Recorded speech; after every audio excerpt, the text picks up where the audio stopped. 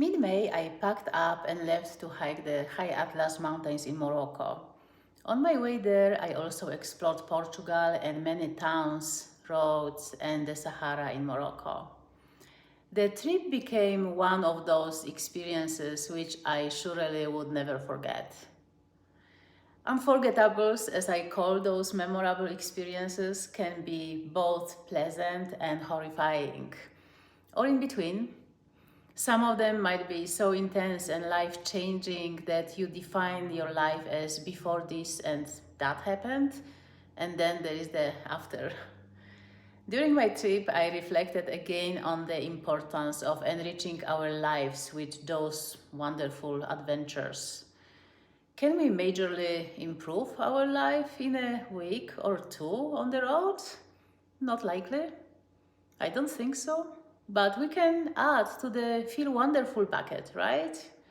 And to me, apart from the simple desire to wander, this is one of the main reasons why I go off the beaten path.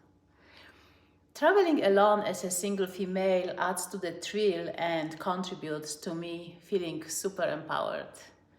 After all, this is what I was told in my childhood, and I am still being told at 53 years old. One of the first concerns and questions I get about any trip or wandering is, whom did you go with?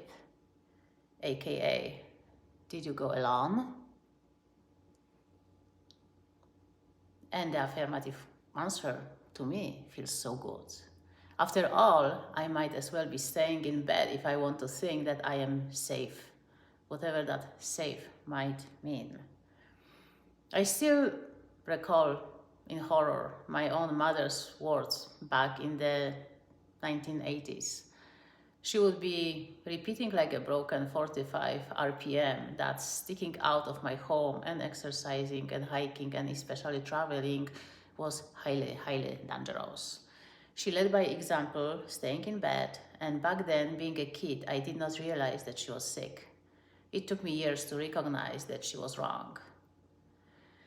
So when I got to the benchmark of 18 years old, it took me lots of guts to challenge what had not worked so well for me.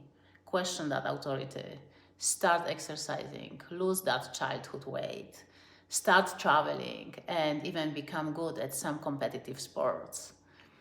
All of those were my little and then bigger adventures.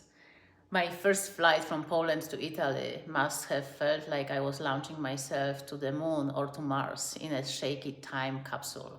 Until the eve of my departure, Mother kept telling me that flying was not safe. Well, I just turned 18, got my passport, and I knew better. So off I went, and I never looked back. This was one of the first times when I learned how my favorite F word felt. Deep to my stomach, I felt free.